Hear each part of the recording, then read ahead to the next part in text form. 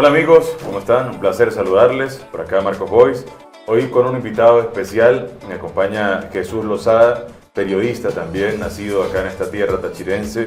Y bueno de notar también a todos aquellos que están tras los medios y que tal vez la gente los ha visto o los ha leído, los ha escuchado, pero que no conoce mucho al respecto de ellos, ¿no? Como es el caso de nuestro periodista amigo que está hoy, Jesús. ¿Cómo estás? Bienvenido. Gustazo, Marcos, acompañarte y bueno, a todos por esta vía. Bien, cuéntanos. Tiempo de no reencontrarnos. Sí, que ya casi no estás acá en el Táchira, pero sin embargo es bueno denotarlo porque naciste acá y te criaste acá, también pues los estudios, el corazón. Los andinos somos muy arraigados a nuestra tierra, ¿no? A nuestras costumbres.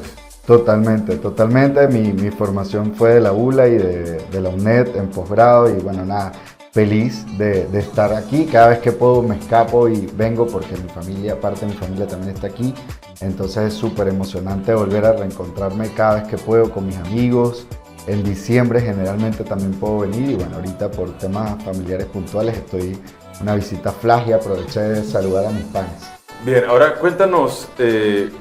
¿Por qué comenzar o por qué te llamó la atención? Porque hay muchos jóvenes que pueden ver este podcast y pensar hoy en día de la situación de nuestro país y saber qué van a estudiar. Hay por ahí algunas tendencias que he visto de que el periodismo no es lo que todos creen, que pues es una fuente para hacer muchos ingresos. Pero hay mucha gente que siente la pasión por la comunicación y por eso deciden estudiar esta carrera tan maravillosa que es el periodismo. ¿Qué te impulsó a ti a cursar estos estudios? Bueno, tú acabas de decir una palabra clave allí, la pasión. Yo creo que todos tenemos que tener esa emoción de estudiar lo que nos encanta, lo que nos emociona, lo que de una u otra manera tú sueñas. Yo desde que era niño siempre creo que dije, bueno, me encanta el periodismo, la comunicación o la psicología. Al final uno termina un poco haciendo todo esto.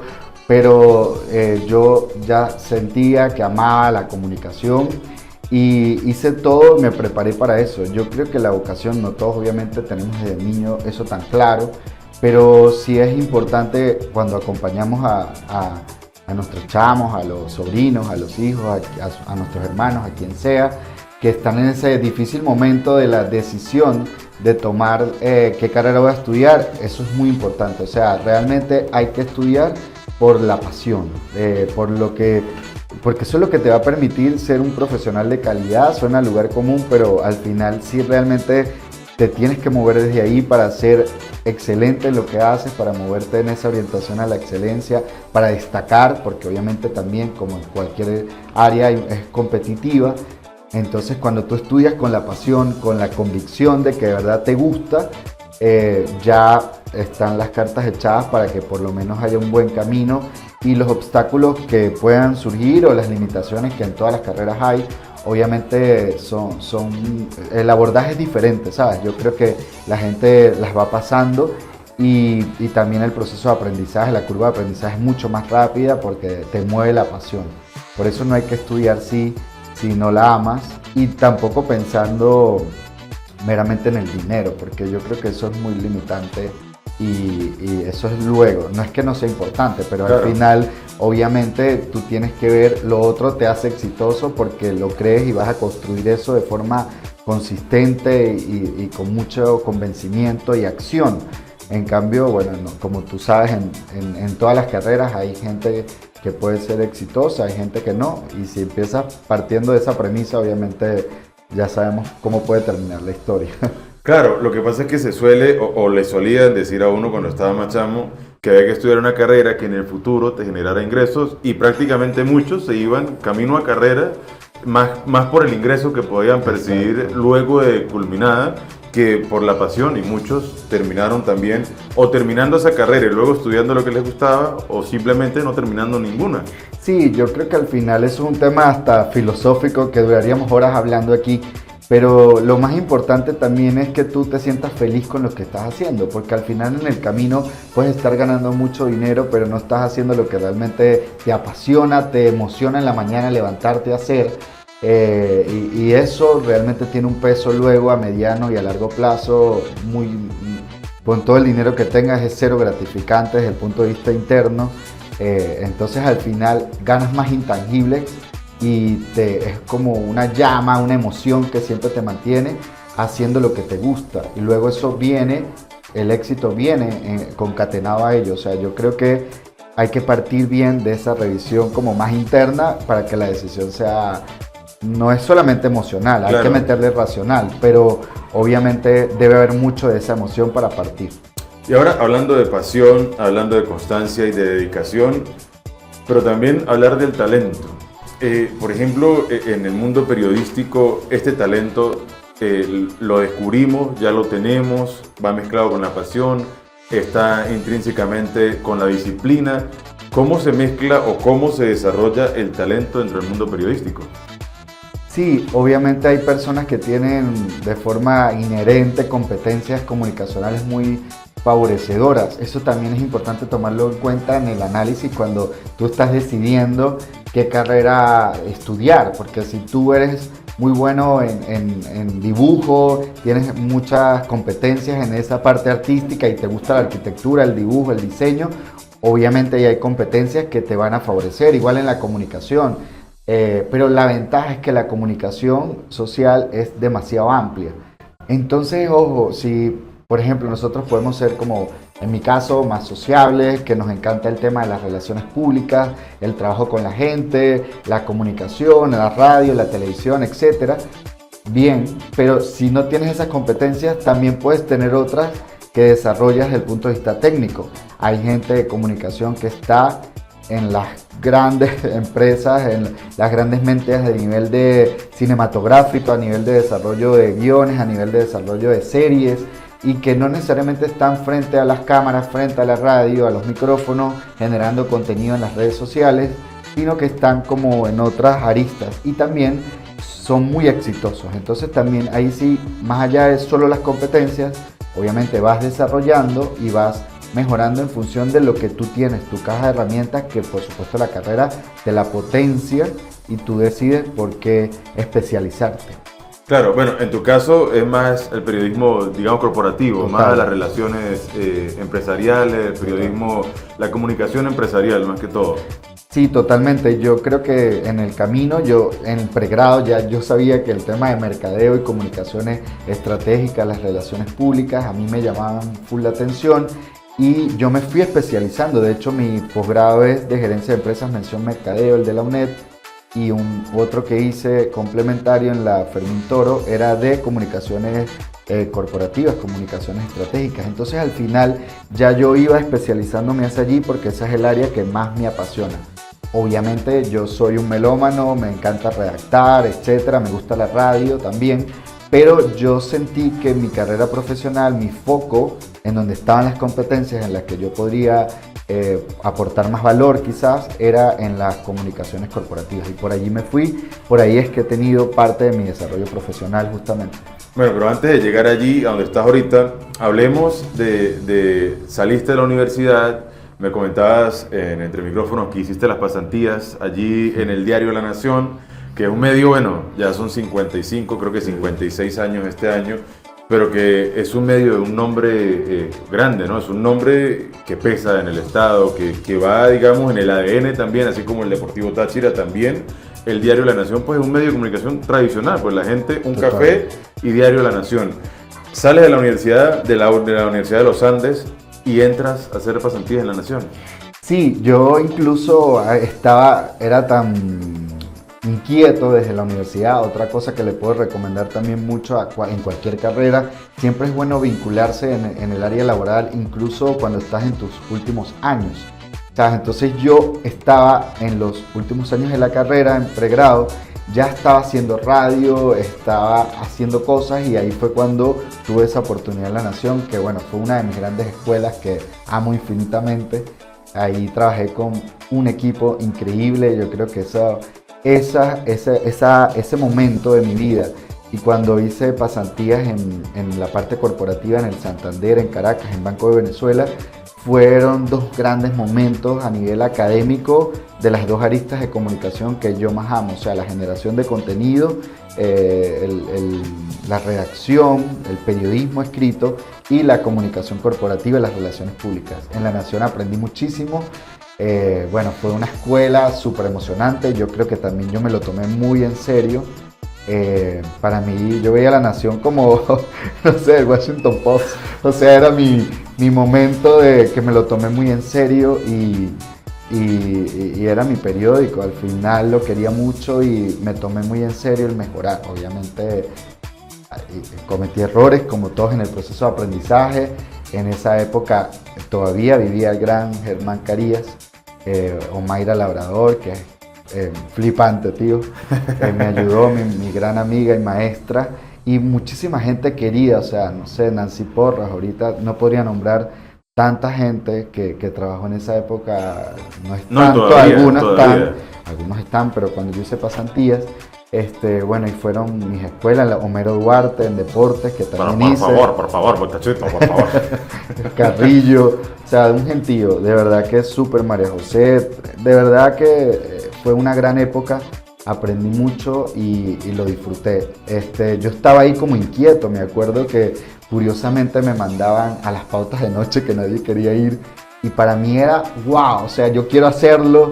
Me tomaba muy en serio, a veces me mandaban a un bautizo en libro, me leía el libro, trataba de hacer preguntas a los eventos que nadie quería ir, de los consulados, de las fiestas, yo iba, me vestía acorde a la ocasión, o sea, trataba de verdad tomarme en serio el papel, investigar la fuente, profundizar, hacer un trabajo. Una vez hubo una caída de un puente en la zona de Santa Ana, creo, ya habían cerrado casi edición, recuerdo que me mandaron a última hora y yo hice un trabajo de eso y abrió el periódico. Era como, wow, estoy haciendo pasantía, está abriendo. Para uno eso es un momento, ojo, es una tontería en el día a día, quizás periodístico luego, pero al final como pasante, como aprendiz, es una maravillosa experiencia y que no todo el mundo lo lograba. Al final abrir era delicado. Y creo que eso me motivó mucho también, obviamente, el equipo, que insisto, Omaira y todo el equipo confiaba mucho, creo que en mi trabajo y me dieron oportunidad creativa de plantear cosas. De ahí surgió incluso la página Con la Onda, que era una página segmentada en lo juvenil por mi amor a la música. Yo mi pasión por el deporte, en el Deportivo Táchira escribí fútbol, pero también desarrollé el tema de música y aproveché ese momento para proponer esas ideas creativas y en las discusiones de contenido la aprobaron.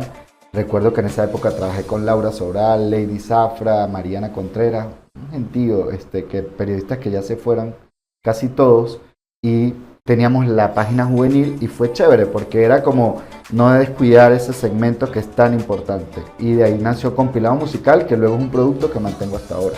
Claro, en ese instante, para hacer mención a lo que dice Jesús, el periódico no existía en las redes sociales, o si existía no tenía la presencia que tienen hoy en día, estaban muy pequeña, porque la gente siempre, por ejemplo, sobre todo en nuestro estado, siempre es radio, prensa, televisión. Sí, medios tradicionales. Con nuestros medios tradicionales, exacto. Pero pues la prensa, en caso de Diario La Nación, que hoy se mantiene lunes, miércoles y sábado, para ese momento era de lunes a lunes, tenía 4 cuerpos. Y obviamente pues la gente siempre compraba La Nación para ver qué había allí en el periódico, cuáles eran las noticias, y como tú lo dices, la sección que tenías allí pues obviamente estaba entre las páginas, como abrir en este instante el Instagram y scrollear por ahí y ver lo que está pasando, ¿no? Así era, pero con el impreso. Hay mucha gente que mantiene esa tradición, sobre todo pues ya la gente de edad que conoció el periódico y que siente ese arraigo por leer, que es algo que también se ha perdido un poco hoy en día con esto de las redes sociales. Pero a lo que hace mención Jesús, pues escribir para el diario en ese momento era, como hoy en día, pues estar, digamos, en un medio televisivo casi que de ancla. Sí, al final para digital siempre el formato se tenía que ajustar, pero no tenía la trascendencia que tiene ahora. O sea, creo que lo que tú acabas de explicar muy claramente, el peso era mucho en impreso, en digital, de hecho. Esas eran las grandes noticias, las de, bueno, política, economía, las que iban más a digital con peso, estos trabajos especiales como más profundos, y esa página especializada o la sección casi no iba a digital. Luego sí migró a digital también por su naturaleza, pero efectivamente primero era más en impreso. Entonces, bueno, luego hubo esa posibilidad de profundizar más en el contenido porque digital el formato nos permitía más. Las últimas ediciones que yo he escrito del compilado musical de cierre de año, que son el resumen de los temas más sonados del año, obviamente tiene posibilidad de cargar videos en la plataforma. Con Wilmer Castellanos en su momento movimos muchísimo toda esa capacidad de que, bueno, para los buscadores posicionar bien en las búsquedas y poníamos mucho material, o sea, fotos, videos, fue más como migrando a digital principalmente, que fue donde se quedó al final. Ya incluso después salió del impreso y quedaba solo en digital la sección. Exacto. Bueno, para hacer otra acotación y cerrar con este tema, ¿qué pasa? En el periódico se maneja la información hasta cierta hora. Por ejemplo, antes a las 12 o 1 de la mañana ya se cerraba la información y se mandaba a imprimir. Pero si había una noticia de última hora, una primicia, algo importante, un suceso también, lo que nombrabas el puente, pues se mandaba a parar la impresión del periódico, se había que volver a cambiar la información, se había que cambiar la primera página o algo del contenido, pues era un tema de diseño que había que cambiar. Hay unas planchas metálicas que se les dice se queman, es donde se hace, digamos, la impresión de lo que será el periódico como tal, y luego sobre estas planchas es que ya se hace el trabajo. Entonces había que cambiar a veces todo de un momento a otro por noticias importantes, y entonces esa noticia podía salir en primera página, que era como estar ahorita en el feed. Sí, total. Porque las otras noticias eran ya como ahorita salir en historia, o de pronto que no tengan tanta relevancia, como si lo llamamos hoy en día, la primera era como el anclaje en el Instagram. Total. Entonces, para que más o menos, porque echamos que de pronto no lo saben, y bueno, para cerrar esa parte, ¿cuál fue la anécdota así más sobresaliente que tengas de esos momentos en el impreso? Wow. Bueno, nada, recuerdo, a mí no me gusta Sucesos, la fuente de Sucesos. Todo el mundo detesta. Yo no soy periodista, ¿no? Pero todos los con los que he hablado, sí, bueno, nadie quería cubrir Sucesos. Hay gente que la ama, y tengo grandes colegas vengativos que la aman. Pero a mí una vez, y recuerdo que me tocó guardia ese fin de semana, no sé si fue Teresa Marquesoto o Mayra, no recuerdo, que me mandaban a esa pauta, y de verdad fue como... Porque yo soy como un poquito empático, o soy empático, y, o sea, la carga emocional yo decía, es muy difícil escribir sobre esto, mantener, ¿sabes? El abordaje periodístico que tenía que manejar, que es así, es informativo, y luego quedaba como full cargado de todo lo que tuve que ver en la morgue, de toda esa cobertura de los accidentes. Entonces, bueno, yo después dije, de verdad que eso fue curioso, es enriquecedor porque es una experiencia que hay que vivir, pero no es lo mío, o sea, no es lo que realmente hay que tener, obviamente una especialización que lo tienen aquí. Hay muchos buenos periodistas de sucesos que no soy yo. En cambio, cuando me pusieron, no sé, en deporte, en política, en otras fuentes, yo disfrutaba muchísimo más, o sea, era como otra forma de ver. Bueno, los plantones antes, las coberturas recuerdo en las ferias que nos mandaban a cubrir, y los eventos a veces no empezaban a la hora y era súper complicado quedarse hasta tan tarde, luego llegar a escribir, editar, por lo que tú dices, igual era para digital, pero la nota tenía que salir de inmediato en digital, y al otro día en la versión, sí iba para versión impresa. Entonces, bueno, son como gajes del oficio. Siempre pasan cosas divertidas, y bueno, las tardes de merienda que hacíamos en el periódico, todavía siempre una comelona divertida. Todavía, a veces echamos broma con Omaira porque decimos, cuando hay dinero, cuando hay de pronto quincena de dinero, compramos pan de queso, compramos hamburguesas. Cuando no toque español, pan francés con café.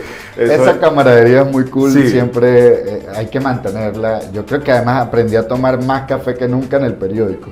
Porque sí, bueno, yo no tomaba tanto, ahora después de eso soy un fanático del café.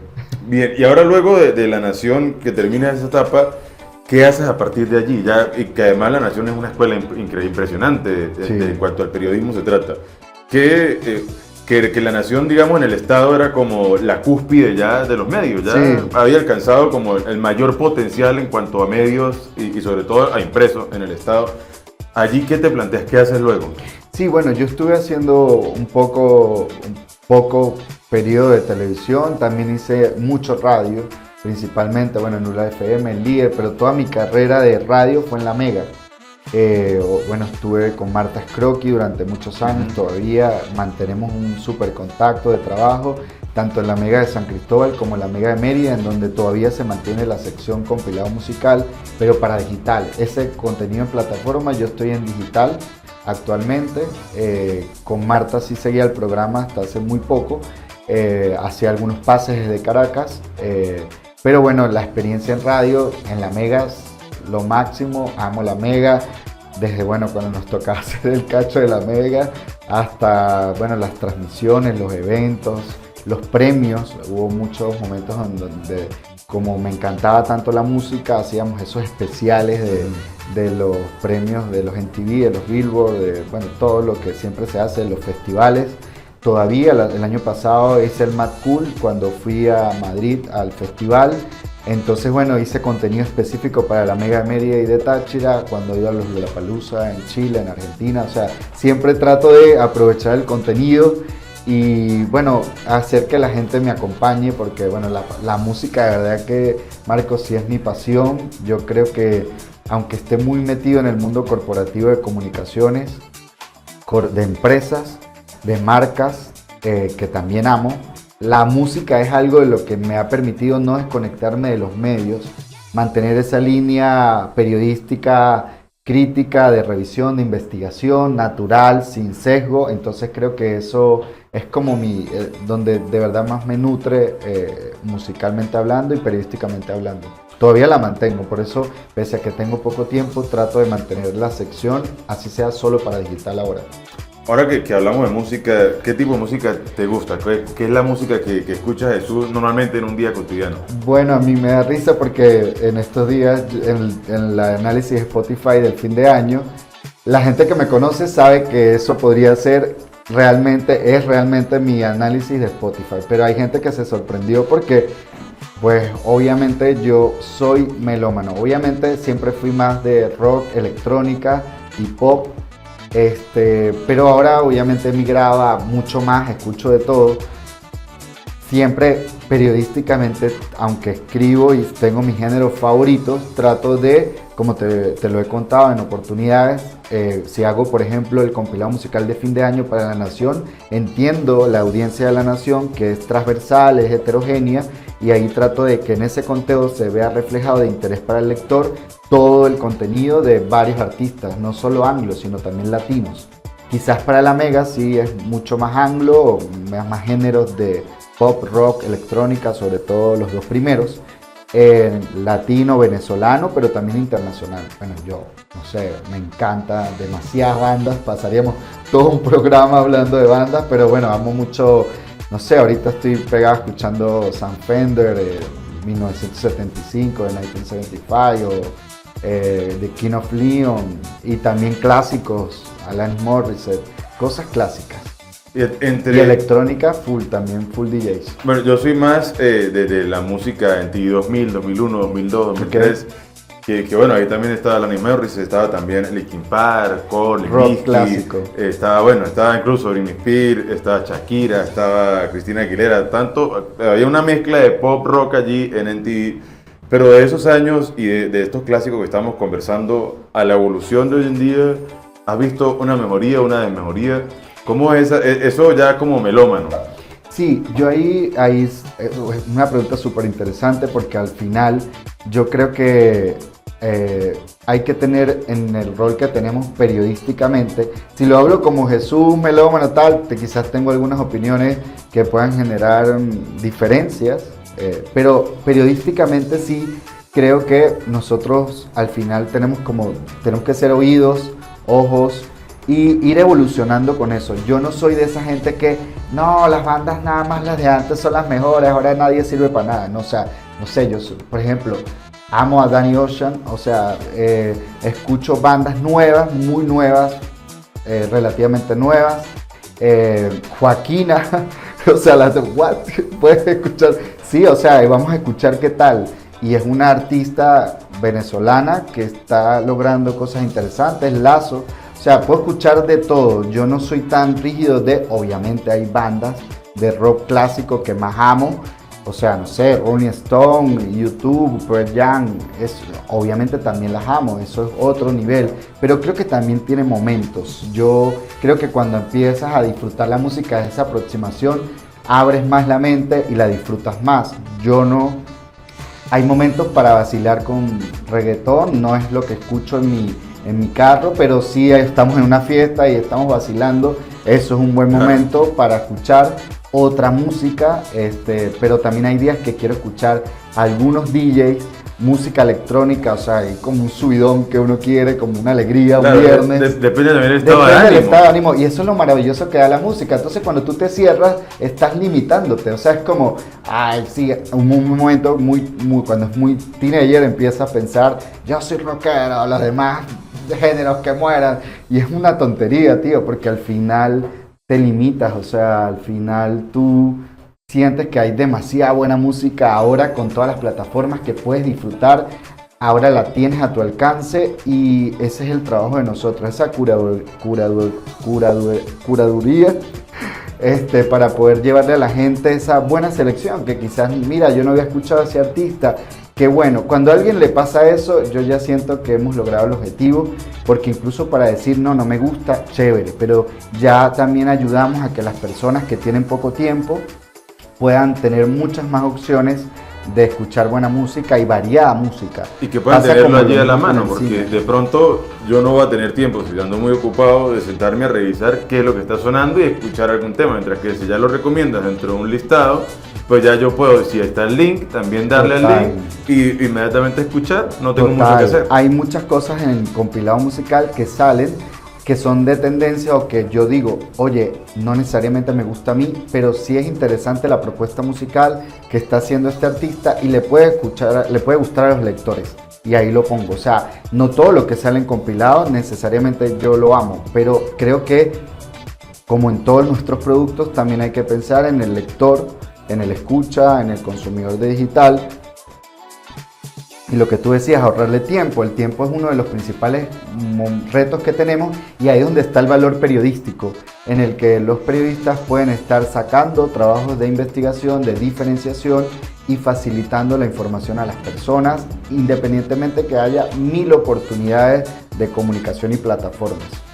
Bien, que es facilitarle lo que decimos, la vida también al lector, que hoy en día pues el tiempo parece que ya no tuviese las mismas 24 horas, que la noche no tuviese 12 horas y que el día no tuviese 12 horas, parece que el día se va en 6 y la noche se va en 2 en ocasiones, y es mucho más fácil pues hacerle, digamos, como darle esa facilidad al usuario, ¿no? Que además es un usuario que gana porque lo que dices, hay de todo allí, la gente puede escucharlo, si le gusta bien, si no le gusta, pues también. Que hay música que me imagino que puede que a mí me guste, puede que a ti te guste, pero puede que alguien diga no me gusta, o puede que algo que no me guste a mí, que llegue, uy, pero ¿qué tema es ese? Y tenga 150 millones de personas que le encantan. Sí, ha pasado muchísimo, hay artistas, no sé, Peso Pluma, a mí no me gusta, pero hubo el año pasado que era una locura. Y nada, yo decía, Dios mío, no puede ser cómo está este tema en los rankings cuando hice la investigación final. Pero bueno, al final la gente le gustó, yo no por eso dejé de ponerlo donde la gente lo puso en ese conteo. Claro, el conteo es más objetivo. Obviamente en mi análisis Spotify luego personal eso no va a estar, porque no es lo que yo escucho, respetando la diferencia que a la gente le gusta, pero allí sí hay que tener como ese equilibrio entre las nuevas propuestas que tú como ratón de biblioteca estás buscando en todas las plataformas, llevándole a la gente opciones nuevas, y lo que la gente sí a nivel de tendencia está buscando y está, porque también quiere estar actualizada. De hecho, compilado musical lo que busca es eso, su nombre lo indica, compilar muchos géneros y estilos y facilitarle opciones a la gente para que escuche rápido qué está tendencia, qué lanzamientos hay nuevos. Eso sí, a todas las listas de reproducción de novedades y nuevos lanzamientos sí estoy suscrito, y también de revistas especializadas en música, porque ahí sí es como más mi vena periodística de mostrar a la gente, todavía hay gente que está valorando ese trabajo y eso me gratifica mucho. Bueno, y yo ahorita acá pensando, escuchándote, debe ser difícil sacar el compilado musical, pero no me imagino cuánta dificultad puede conllevar sacar un compilado musical, por ejemplo, desde los 60 hasta los 2000. Wow, sí. ¿Qué dejar por fuera? De hecho, nosotros hicimos, yo tenía un programa que se llamaba Bonus Track y en La Mega también hicimos una sección. Ahí está mi colega, gran amigo, Giovanni Osorio, también en esa sección, Ingrid Rodríguez. Y en un momento hicimos una investigación que se llamaba ABC del Rock y todas las semanas traíamos como el rock por año, lo más destacado. Y fue un trabajo que, bueno, Giovanni luego aprovechó en las redes también. Es eso que tú decías, era muy difícil escoger cómo fue, claro, se fue solo enfocado en el género rock, pero sí tratamos de destacar muchísimo porque cada año pasaban demasiadas cosas a nivel histórico, pero tratábamos de poner uno o dos temas y los hechos más importantes. Entonces hay mucho contenido interesante que además para poder generar crítica musical sostenida es bueno leer la historia y conocer un poco de toda esa evolución que ha tenido cada género. O sea, yo tampoco voy a satanizar algunos géneros porque todos esos géneros han ido evolucionando y tienen cabida musical. Aquí obviamente lo que pasa ahora con el mismo álbum de Bad Bunny, o sea, Bad Bunny al final, nos guste o no, ha generado, por lo menos donde yo además consigo un valor desde el punto de vista de mercadeo, una gran campaña muy estratégica para el lanzamiento de su disco y cómo ha conectado con el storytelling, que además es transversal porque el momento migratorio global que está viviendo el mundo, él lo capitalizó con su historia de Puerto Rico. Hay una narrativa ahí interesante que si uno se pone a profundizar un poco, hay contenido bien. Entonces a partir de ahí, si tú tienes un sesgo, porque bueno, puede que no te guste Bad Bunny o sí, pero puede que ese álbum le des otra valoración. Por eso no hay que sesgar ese análisis. Claro, y esa campaña pues ha tenido gran impacto, que también es lo que ha hecho que se impulse este nuevo álbum de Bad Bunny. Y hay mucha gente que no está en acuerdo, digamos, porque tal vez allí hay apreciaciones realmente digamos, de eruditos de la música que tienen la validez del caso para tener el peso suficiente para respaldarla, ¿no? Pero también hay gente pues, que le gusta y que al final los artistas, pues a fin de cuentas, claro, porque también está el planteamiento desde el punto de vista vocal, musical, que ahí hay cuestionamiento. Pero si lo llevamos a nivel de producto del disco, que es donde yo me estoy parando para este análisis de este momento. Obviamente desde un análisis objetivo, por supuesto. Sí, porque no vamos a entrar solamente me gusta, no me gusta y ya. Exacto. Sino cómo ha calado eso, tú lo has visto a nivel de redes sociales, en el lanzamiento de la canción Debí Tirar Más Fotos, duró cuántas, casi que semana y media en Trending Topic, por lo menos a nivel digital.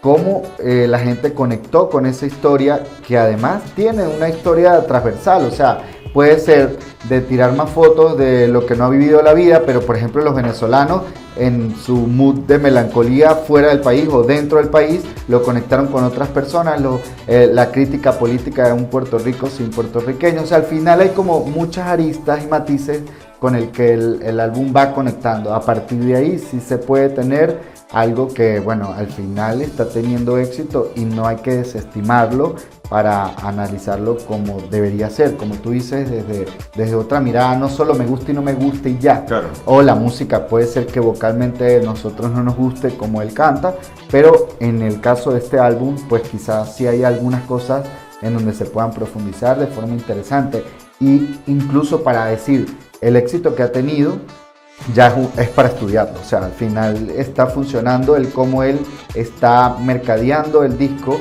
y cómo él está conectando con esas audiencias que son las audiencias foco, los centennial o los millennial, los centennial principalmente, a los que nosotros estamos dirigiendo nuestras comunicaciones en las plataformas, ya sea de marcas o de medios.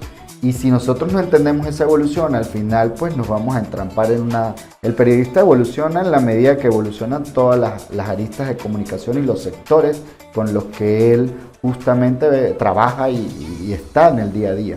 Exacto. Ya hablando de esta parte, vamos a saltarnos también, aprovechando también del marketing, porque en el periodismo también se ve esta parte de la psicología de la publicidad, la psicología de la comunicación, que al final esa psicología de la comunicación pues tiene muchísimo que ver en cuanto al marketing, porque está allí. Me dices que hiciste el posgrado en la UNED de Gerencia de Mención Mercadeo, me parece algo buenísimo, y obviamente pues te llama la atención la parte corporativa. Pero, ¿cómo es este enfoque desde el ámbito periodístico a la parte de mercadeo? Sí, es un gran reto porque además en el camino tú, por ejemplo, más cuando te vas al área de relaciones públicas y lo llevas a la actualidad, porque claro, en el área de mercadeo sigue habiendo muchos periodistas trabajando en el área técnica, en las agencias, en las campañas, en las agencias digitales, generando un valor muy valioso. Pero, por ejemplo, yo en un momento de mi tramo profesional estuve llevando mucho en el área de relaciones públicas, entendiendo el mercado actual, y eso no pasa solamente aquí en Venezuela, es justamente global. Yo llevaba algunas cosas de gestión de influenciadores y medios, o sea, y te das cuenta de cómo es toda esa dinámica que al final también es bastante polémica si no la entiendes bien y no entiendes el valor que puede haber allí, digamos, para poder concretar y lidiar con esas audiencias, porque solo con los medios tradicionales no llegas al alcance que tú quieres. O sea, los medios han migrado, en el caso venezolano obviamente es otra realidad, hay menos medios, entonces también ahí tienes esa realidad de que tienes que buscar los multicanales para poder que la información llegue a todas las distintas audiencias. Y ahí tienes que tener, mucha apertura profesional para entender y evolucionar a la par de esa dinámica comunicacional que está imponiendo las redes sociales. Hay muchos periodistas que ahora son el propio medio en sí, porque son los que generan el contenido directo, son los que depuran ese contenido y generan mucha información de valor.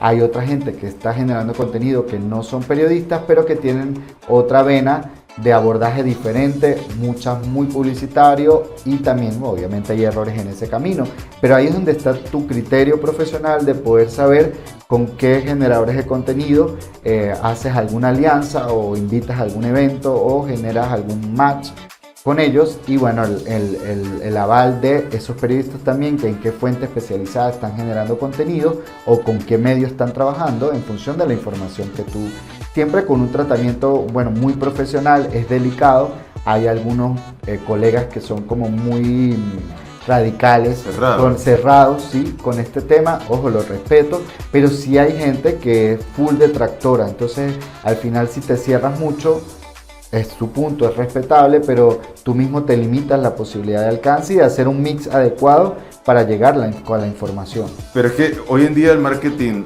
ha cambiado tanto que podría pensar, no he cursado, yo soy TCU en el mercado de publicidad, pero uno podría tal vez llegar a tener el pensamiento erróneo, o podría llegar a tener ese sentimiento, esa sensación de que esos estudios han quedado un poco atrás, porque por más de que lo estudies, de que haya una forma en cuanto al marketing, en cuanto a lo que te formas académicamente, pues ahora se ve que las agencias están migrando como a un tipo de comunicación, por así llamarlo, más rudimentaria, utilizando, digamos, pues no las formas que siempre se han utilizado de la comunicación, de los medios tradicionales, de la forma, por ejemplo, la forma de hablar, la forma de la expresión también de quien la lleva. Sí, pero es que pasa al final, no todo es absoluto. O sea, al final lo importante sí es la evolución, pero pasó como con los medios tradicionales. Cuando salió, no sé, la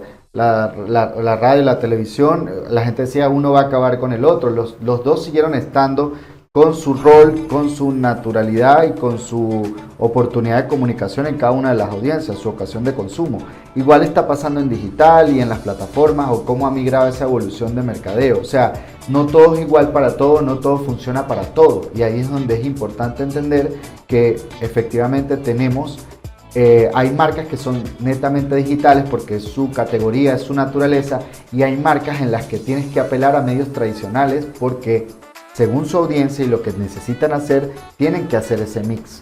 Entonces por eso es que no es que, yo no uso vallas, no uso televisión. Mentiras, eso funciona perfectamente, y más que nunca, después de la pandemia y los estudios, seguramente muchos de los que nos están viendo, expertos también, pueden profundizar en el tema y ver que después de tanto consumo digital, la gente también valora los eventos offline, valora las vallas, valoran otras cosas. Pero no quiere decir que lo digital no es importante y que hay marcas que ese no es su principal ejecución o canal de ejecución. Entonces depende de los objetivos, de la categoría en la que esté la marca, de muchas variables. No todo es igual para todos.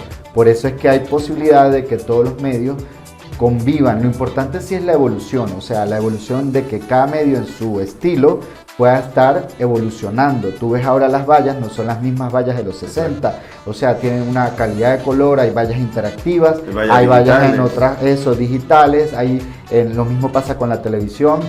Cada vez los formatos son más atractivos, parecidos más a lo digital, hay formatos más informales y los digitales no son tan rígidos las campañas, hay campañas obviamente específicas con el objetivo claro de pensadas para cine, para televisión, pero hay otras piezas que son más informales, más casuales, más cercanas, porque ese es el objetivo justamente en función de la audiencia.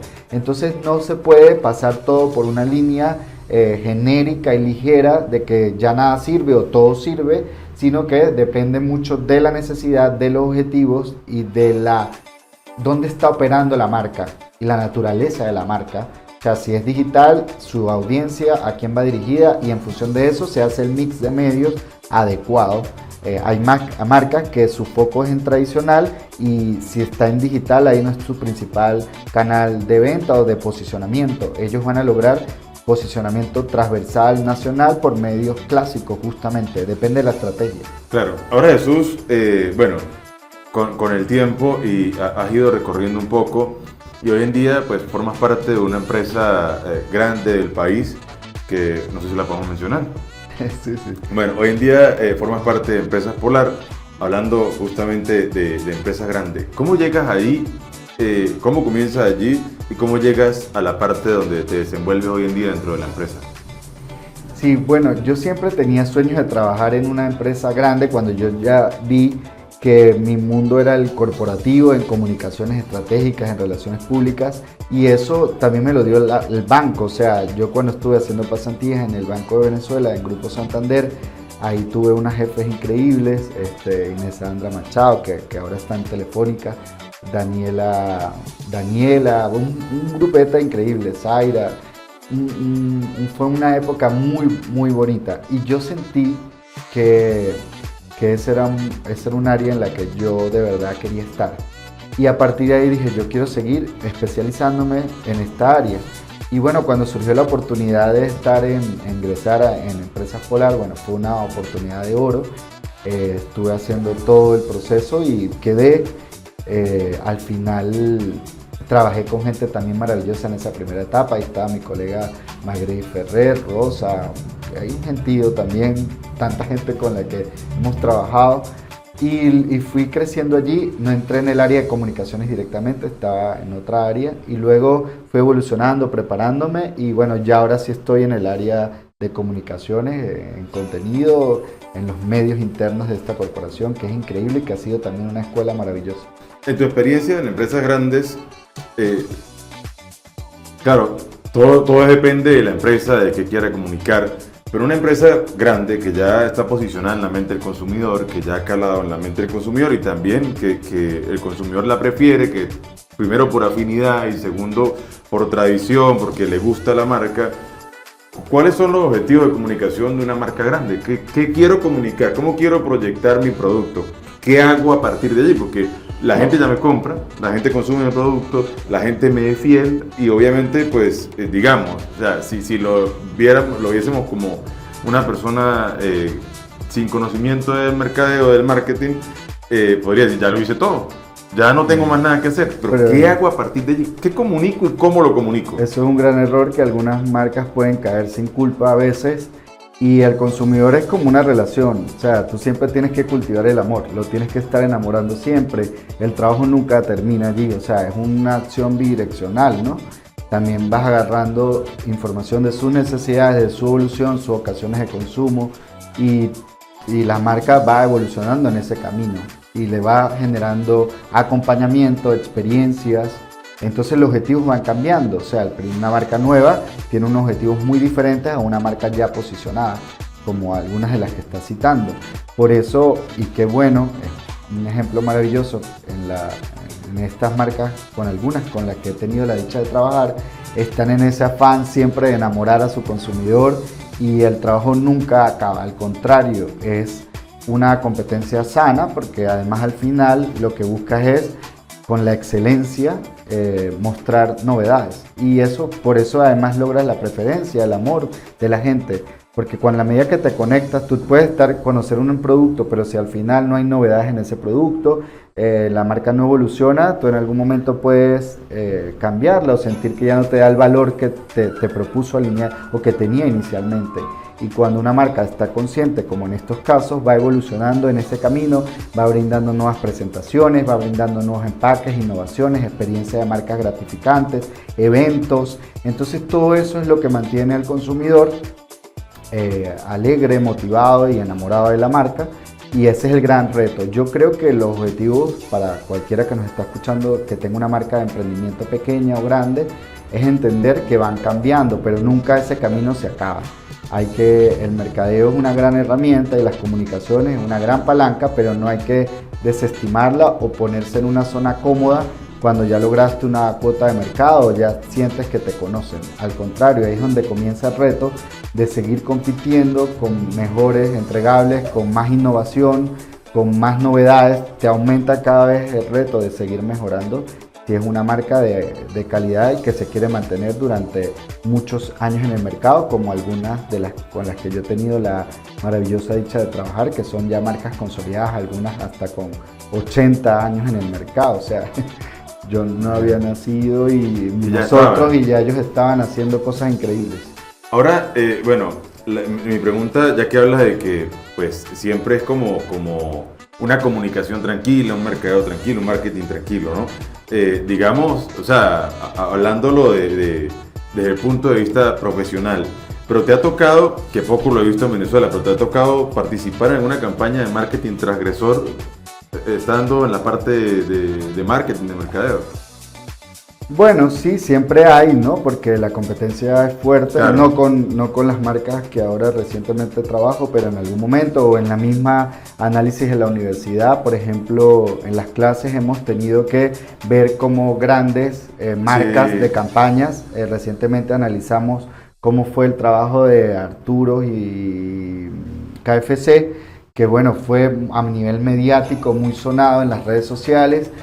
Nosotros lo analizamos en clase y fue muy interesante ver cómo, pese a todo, bueno, fue unas campañas duras, pero ellos se mantuvieron. Obviamente hay legislación y en el caso venezolano también está ANDA, hay cosas que hay que cumplir para no ser una publicidad desleal, pero sí hay campañas que son más de ataque directo al competidor.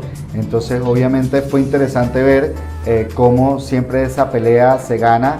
Al final eso beneficia muchísimo al consumidor, porque a las marcas las reta a mostrar mejores cosas, más innovación, novedades, promociones, mejoraron imagen, punto de venta, remozamientos de imagen tuvo una, y el consumidor se benefició porque tenía más opciones de apoyo a nivel de promoción, las tiendas cambiaron, o sea, subió el nivel de la categoría. Entonces al final yo creo que si es leal, de forma leal, correcta y ética, esas campañas, o sea, hay que ganarse el mercado y el corazón del consumidor compitiendo con buenas campañas, con calidad de producto, con calidad entregable, con experiencias al consumidor innovadoras y diferenciadoras. Bueno, también he visto grandes competencias llegué a ver entre McDonald's y Wendy, también entre Pepsi y Coca-Cola, brutales, históricas. No solamente en cuanto al marketing transgresor, sino también en cuanto a campañas separadas que cada uno, por ejemplo, Pepsi cuando, por ejemplo, tuvo a Enrique Iglesias, a Britney Spears, a Beyoncé, y también estaba esta otra cantante, Ricky Martin, Pink, Shakira, exacto, Pink. Pero en ese estuvo Pink, Beyoncé y también Britney Spears, en esta mítica de que estaban allí como en el Coliseo y sí, esa pieza fue increíble. Ahora, hablando de la parte publicitaria como tal, porque hay muchas marcas que hoy en día también por la situación han decidido pues suspender o disminuir increíblemente el gasto publicitario porque claro, dependiendo del lugar y dependiendo de tus objetivos o si tienes un departamento de marketing, lo que vas a hacer a nivel publicitario es un gasto o una inversión. Entonces, hay gente que no ha tenido un departamento de marketing que lo ha hecho por cuenta propia y lo han visto lamentablemente como un gasto, por lo que han tenido que suspenderlo. Sin embargo, en esto había un comediante que hablaba de la importancia de la publicidad, lo posteé también en mis historias. Y él dice que la publicidad es primordial porque precisamente la empresa necesita de la publicidad. Jesús, desde su punto de vista y desde su experiencia, ¿cuál es tu recomendación a los pymes, por ejemplo, hoy en día, que pueden estar pensando en que no, yo no puedo invertir en publicidad? O solamente que pueden pensar, bueno, yo quiero invertirle $10 a Instagram y con eso tengo un ejemplo, un alcance de 2.000 personas, 5.000 personas. ¿Qué le dices a esa gente? Sí, yo creo que hay que entender, en resumen, más que nunca, la publicidad es muy importante, como tú decías, o sea, al final es una inversión que hacen las marcas para ese posicionamiento, a veces no necesariamente se traduce en ventas, pero pues los objetivos de branding, de posicionamiento se pueden lograr. Hay que tener claro eso, primero objetivos y segundo entender tu audiencia y a quién le estás hablando, porque a partir de ahí tú entiendes, si yo tengo un producto que generalmente le estoy hablando a un target más, no sé, generación X, boomer, yo sé qué medios y qué estilo de programación y de contenidos ellos consumen y debería estar ahí, debería estar en esos programas, en esos canales, en ese medio. Si yo le estoy hablando a Centennial y a Millennial, ya sé que voy a ir, no necesariamente todos, pero entendiendo mi audiencia de forma general, me voy a ir también a digital.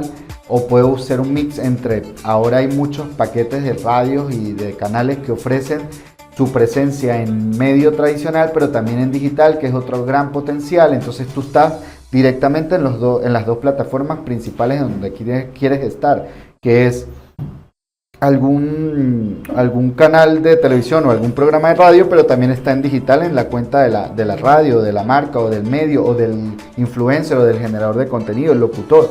El periodista. Entonces al final tú debes entender eso. A partir de ahí es donde realmente vas a invertir el dinero o lo vas a gastar. O sea, realmente es también desde la estrategia, no es culpa solo del medio. La gente a veces dice, mira, puse una publicidad en tal cosa, si yo tengo un producto premium y voy a poner una publicidad en un generador de contenido popular o en una radio popular, ahí no está mi audiencia, ojo, y ambas son importantísimas. En cambio, si yo tengo un producto de consumo masivo y yo le estoy dirigiendo a ese target, obviamente me interesa estar en esa radio porque ahí es donde está el posicionamiento. Entonces, al final, o es donde va a estar es mi audiencia clave. Yo tengo por otras vías donde complementar el mix de medios y hacer branding para posicionarme si es que me voy a expandir, pero luego yo necesito hacer foco en esa audiencia y hay personas que no lo entienden y ponen la inversión en programas de radio o en influenciadores que no se parecen o en generadores de contenido o en medios que no se parecen a su audiencia o no le están hablando a la comunidad foco de la audiencia donde quieren hablar.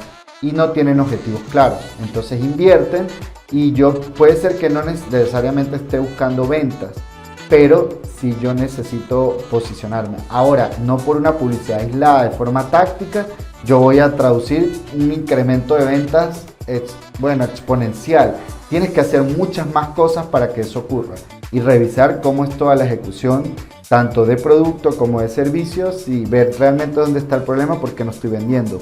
Ubicación, no es solo comunicación, o sea, la sola comunicación no hace magia, es todo la estrategia completa. Eso también es importante aclararlo porque algunos clientes piensan, bueno, yo invierto en tu contenido de redes sociales. Y ya ese mismo voy a hacer triplicar mi venta. El periodista vino y me hizo una visita al lugar, habló de mi producto y ya con eso voy a vender 7 veces. Pero si solo estás haciendo eso, al final quizás es una acción táctica muy aislada o que si la comunidad está muy dispersa, obviamente todavía no le vas a llegar. Pero igual es una ganancia, siempre la publicidad es una inversión. En mi día de estudio, y para los que nos ven también, vi un dicho que me quedó siempre, y que siempre nos lo decía nuestro profesor, la publicidad vende el producto hoy, pero construye la marca para el mañana. Y no siempre la publicidad vende el producto hoy. Pero también hay otro dicho que dice, si no inviertes en publicidad por ahorrar dinero, es como si detuvieses el reloj para no ver correr el tiempo. Total. Y es literal, pero es lo que dice.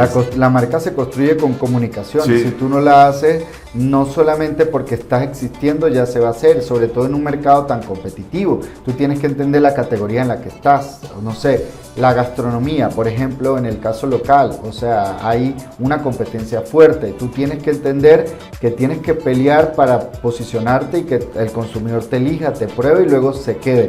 No es solo atraerlo, por eso reviso e insisto en revisar todo el performance de venta, porque yo puedo atraer clientes, pero si hay un mal servicio o si mi producto realmente no tiene el valor que estoy ofreciendo, ahí se cae automáticamente la repetición del potencial consumidor o esa conexión de que además él vuelva otra vez o prescriba o recomiende a otros consumidores. Entonces es una cadena completa que tienen que revisar. Bueno, si quieren saber más, pueden seguir también a Jesús en su cuenta de Instagram. Jesús, tu cuenta de Instagram. @JesusLozada1. @JesusLozada1. Ahora también hablemos de otro ámbito en tu vida, porque bueno, además del periodismo, además de la parte de comunicaciones, de corporativas, también veo que te llama la atención la docencia. Sí. Actualmente estás ¿dónde? Ejerciendo esta labor como docente. Sí, bueno, yo soy, ya lo has visto, un poco polifacético. Pero bueno, nada, al final fue a nivel de propósito. Les cuento brevemente esto porque además sí tiene el sentido de por qué terminé dando clases. Como en el 2000, mucha gente sabe esto, como en un momento de mi vida entre las despedidas del 2018, 17, que uno pensaba, oye, ¿cómo será que me voy, me quedo, qué vamos a hacer? Yo dije, bueno, si me voy a quedar, yo tengo que hacer algo que además de mi trabajo, que también lo es, algo que me siga dando propósito, que me siga permitiendo generar un valor en algo de lo que yo estaba viendo que no me gustaba. Y en ese momento, además, como todos lo saben, estábamos pasando, que todavía estamos en ese proceso tan complejo, pero el sistema educativo, bueno, tenía como la mayoría de profesores se habían ido, una carencia muy fuerte. Y yo decía, yo tuve grandes profesores en mi pregrado y en el posgrado, y es chimbo, o es triste que la generación actual o mis colegas actuales no podamos discutir de temas como lo que están pasando. Entonces, claro, también desde donde yo estaba trabajando, creo que cuando salió la oportunidad de dar clases, yo empecé en un instituto pequeño, luego estuve en la Monte Ávila, en Caracas, y luego fue que me fui a la Universidad Católica Andrés Bello, que es donde estoy actualmente, que estoy enamorado de la universidad. También, como podrás ver, yo soy demasiado apasionado y me enamoro con la gente. Tengo que estar enamorado con la gente que trabajo porque creo que eso nos mueve. Dije, me quedo, pero me quedo haciendo algo para que sea diferente. O sea, un grano de arena mínimo, por pequeño que sea, funciona. Y al final, cuando tú te paras ahí, sí sientes que da propósito. Y yo, el haber sido, por ejemplo, seleccionado como padrino de la promoción de esta promo hace unas semanas, eso es como un intangible, como que no le paga nada. Es ahí cuando tú dices, o sea, obviamente yo no estoy dando clases por el dinero, porque tú muy bien sabes que en el país la situación de los docentes es complicada, pero al final en la universidad privada es mejor, pero particularmente yo lo doy por otra cosa, por los intangibles, por lo que me genera, la emoción que me genera, el debate continuo. Yo aprendo mucho más dando clases que lo que yo a veces entrego, y realmente es muy valioso esto con los alumnos. Es muy enriquecedor estar analizando, discutiendo tendencia, discutiendo qué está pasando en el mundo de la música, en el mundo del cine, en el mundo de la comunicación, de la publicidad. Yo doy las cátedras de mercadeo y comunicaciones integradas de mercadeo, es las que he dado solamente en el pregrado de comunicación, y entonces, claro, es como muy nutritivo. Y sin contar que, bueno, las historias de vida de los alumnos te inspiran demasiado, y ahí es donde tú dices, es energizante la cantidad de talento que hay, todas las ideas que hay para hacer, y qué bueno poder ser un acompañante, un habilitador de eso. O sea, eso es muy gratificante para mí. Obviamente yo atravieso toda la ciudad para poder ir a la universidad, hay demasiada cola, a veces es agotador, duermo muy poco a veces los fines de semana porque la dinámica es fuerte, pero cuando salgo de clase yo me siento muy contento, o sea, agotado pero muy contento, y creo que eso es algo que me ha nutrido, o sea, yo creo que esos intangibles no lo paga un sueldo, es muy valioso hacerlo. Yo tengo mi trabajo formal, que es este que has citado, y es mi trabajo principal, pero el poder dar clases es algo que me ha nutrido muchísimo y que me gratifica mucho. O sea que, bueno, por lo que dices, siento también que es como un aporte también, Sí. porque a veces queremos en algún punto de nuestra vida dejarle un aporte a la sociedad. Claro. Ese es tu aporte también de cierta forma a esta sociedad que lo necesita. Totalmente, nos formamos aquí en las universidades excelentes de aquí, la ULA, que es maravillosa, la UNED, la Fermín Toro y la Católica, en este caso la Monte Ávila, en la que también me he formado en competencias específicas con otros profesores que también nos han ayudado. Entonces al final sí es eso de, mira, es una retroalimentación, das y recibes también en el sentido de ese conocimiento actual que estás recibiendo, y yo creo que eso realmente es lo que hace que hagamos cosas buenas en equipo. Y cuando yo veo la presentación final de los alumnos, porque al final hay como un lanzamiento de marca y hay una ejecución en mi práctica de mi cátedra, los resultados finales con el amor que ellos le ponen Claro. a eso, yo digo, estamos creando marcas poderosas, increíbles para el beneficio de los consumidores venezolanos. O sea, hay demasiada creatividad, demasiado talento, demasiadas potencialidades, y además en el descubrimiento, cuando vives fuera, vienes y vuelves, te das cuenta ese valor que tienen los venezolanos, que hay que seguir capitalizando, no desde la soberbia de que somos los mejores y tal, no, nada de eso, pero sí es de, hay un diferencial que hemos aprendido a cultivar, que hemos aprendido desde incluso los golpes a entender, y que está intrínseco y no lo habíamos visto, y es un gran diferencial que le podemos echar mano, y hay gente que ya lo está haciendo, y bueno, en un futuro es donde que va a permitir ese desarrollo del país que queremos. Exactamente. Ahora, ¿cuáles son tus proyectos a futuro ya para ir cerrando, Sí. Jesús? ¿Qué viene ahora? Bueno, empresas, medios, universidades, docencia. ¿Qué viene ahora en un futuro? ¿Qué para el futuro para Jesús Lozada? Bueno, espero que sean cosas muy buenas. Yo sigo de inquieto buscando siempre hacer cosas. Me mantengo en la universidad, me mantengo con esta empresa tan querida para los venezolanos con la que trabajo. Y es un honor estar ahí, generando tanto valor, aprendiendo tanto, con tantas marcas, porque bueno, Empresas Polar tiene un portafolio súper amplio de marcas increíbles, que todas son una escuela y son una oportunidad increíble de aprendizaje en la universidad. Y también yo sigo con mi compilado musical en el contenido de la radio, o sea, la plataforma de contenido sigue en la Mega de Mérida, la 91.1, ahí está Julio y todo ese gran equipo que también me han tratado muy bien. También la Mega de aquí, ellos siguen siendo también como mi familia, la 102. Y bueno, ese contenido, cuando vaya a otro festival, cuando vaya a otro lugar, espero seguir siempre estar investigando música para entregarle a mi gente, porque además en las redes sociales sí es lo que más hago en contenido. Hago cosas de mercadeo, pero sobre todo de música. La sección la he estado subiendo por allí. La pueden ver si entran a la cuenta de @JesusLozada1. Ahí están los clips que se han estado subiendo.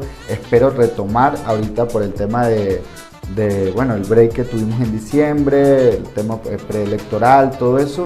Hubo una pausa, pero ahorita estoy retomándola, y bueno, estoy muy entusiasmado de volver a generar esa selección para todos ustedes, y espero que bueno, podamos seguir en compañía con otros proyectos, en relaciones públicas, en comunicaciones. Cada vez que puedo, que consigo a los colegas aquí de Táchira, de Mérida, de Trujillo y de Caracas, es un honor, descubriendo nuevos perfiles en generadores de contenido. O sea, ahora hay muchísimo, ahora es cuanto hay por hacer, y yo estoy muy entusiasmado en todo lo que estoy haciendo.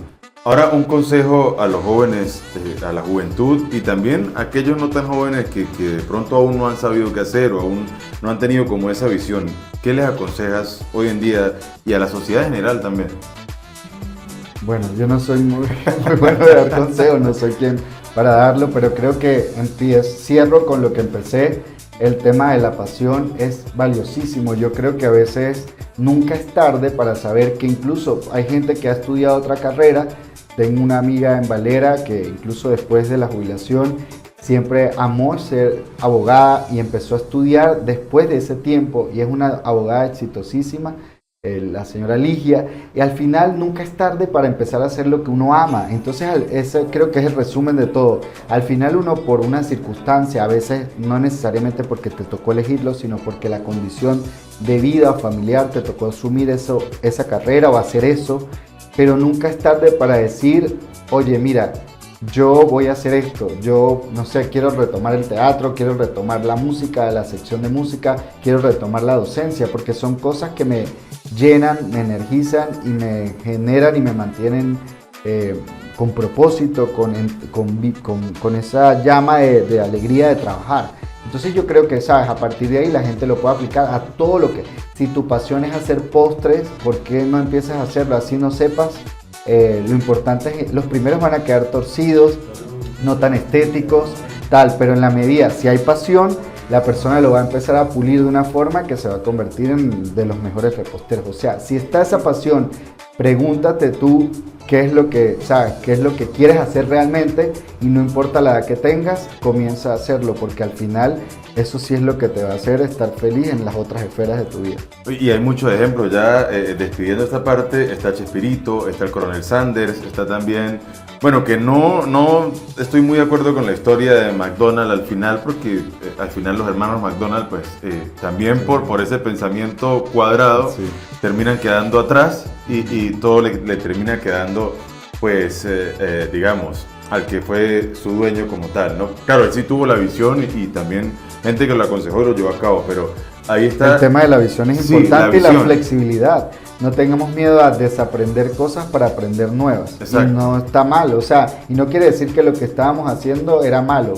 Eso es algo que yo incluso muy ahora lo estoy viviendo. O sea, hay cosas que antes hacía que ya no necesariamente funcionan, pero ahora si tienes la capacidad, la flexibilidad de desaprender y aprender y equivocarte en el camino, al final orientado a la excelencia, orientado a lo que quieres lograr, es totalmente válido, incluir la posición adecuada en la que debes estar continuamente. Uno aprende hasta el final de sus días. Sí, señor. Bueno, hoy nos acompañó Jesús Lozada, una gran persona, periodista, nacido aquí en esta tierra, como bien lo vimos en un principio. Esto es lo que pasa cuando dos personas del mundo de la comunicación se sientan por 5 minutos. No sabemos, ya es hora de terminar, todavía hay mucho por hablar. Sin embargo, pues por esta oportunidad ya lo tendremos nuevamente, ya es momento de despedir.